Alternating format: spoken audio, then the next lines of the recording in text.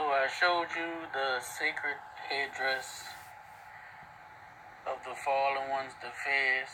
Now let me show you the sacred headdress of the serpent.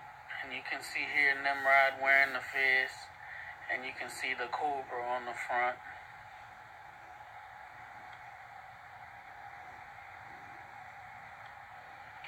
We see the Pharaoh's war, the cobra on their head also, and the hooded crown of the cobra.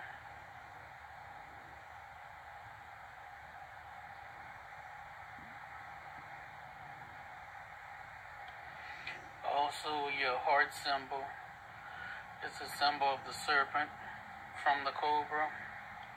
Also, your Egyptian one eye symbol comes from the cobra.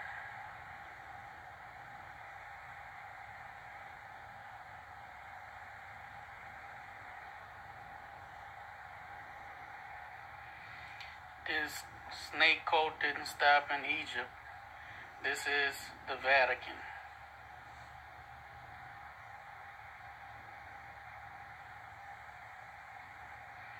As you look to the front of the snake, you can see the Pope sits right where the tongue is, because he speaks for the serpent, the forked tongue.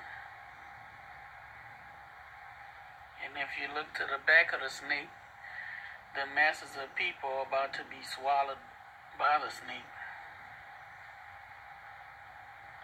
And this is their snake god coming out of the pit. And this is the image of their false god, the Serpent King. Let's look at this sacred serpent headdress. Do you see it now? Just like King Tut had. Put a couple of eyes on there and a tongue right here. What you see?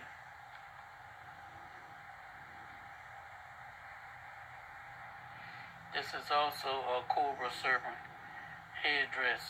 Satan has deceived the whole world.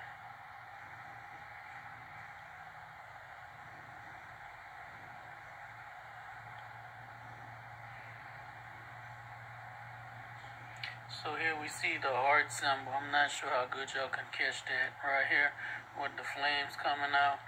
This is the Illuminati symbol. Remember I showed you earlier the serpent making the heart symbol also. Let me show you where else you're used to seeing this. You see the burning heart again? This is the Catholics' version of the Serpent King. This is not an image of Christ. This is a false image. Jesus Christ was from the tribe of Judah, a black man, not a white man with long hair. The Bible says it's a sin for a man to wear long hair. This is why it matters what color Jesus was. You're being tricked to worship devils. Come out of these churches that use this image. Their father's the devil. And don't even get me started on female goddess worship.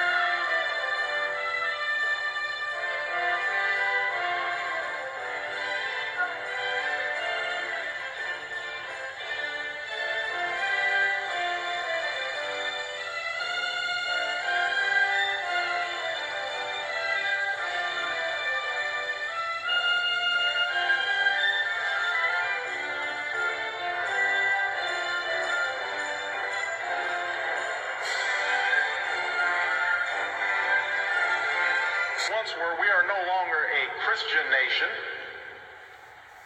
at least not just. We are also a Jewish nation, a Muslim nation, and a Buddhist nation, and Hindu nation and a nation of non-believers.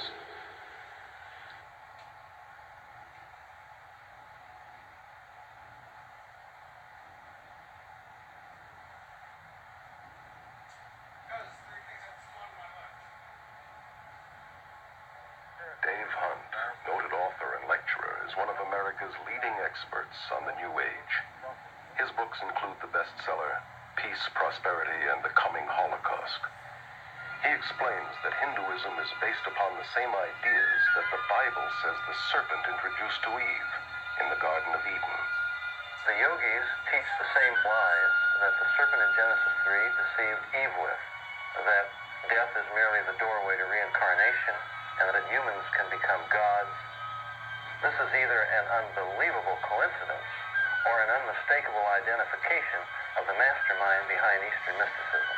This mastermind is called Satan in the Bible, and is also known as the Serpent, the ultimate power of Hinduism, symbolized by the serpent, is glorified and worshipped in Hinduism.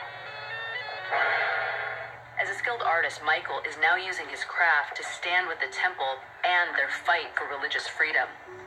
When the Michigan State Capitol put up a nativity scene during Christmas time, the Satanic Temple placed their own symbol of faith on the state capitol lawn, and Michael helped design it.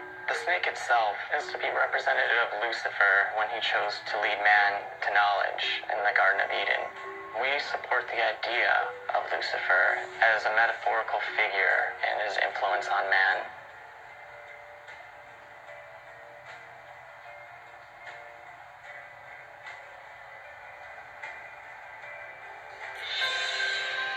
There's some really interesting stuff in here. Being surrounded by elements of death, one could perceive as being negative or scary, but I very much cherish life. Everything that's in here actually has a meaning. And what do you do at the altar? Every so often, people like to water their plants. I personally like to water my statue of the Virgin Mary. I'm assuming that's fake blood? Yes, of course, it's actually stage theater blood.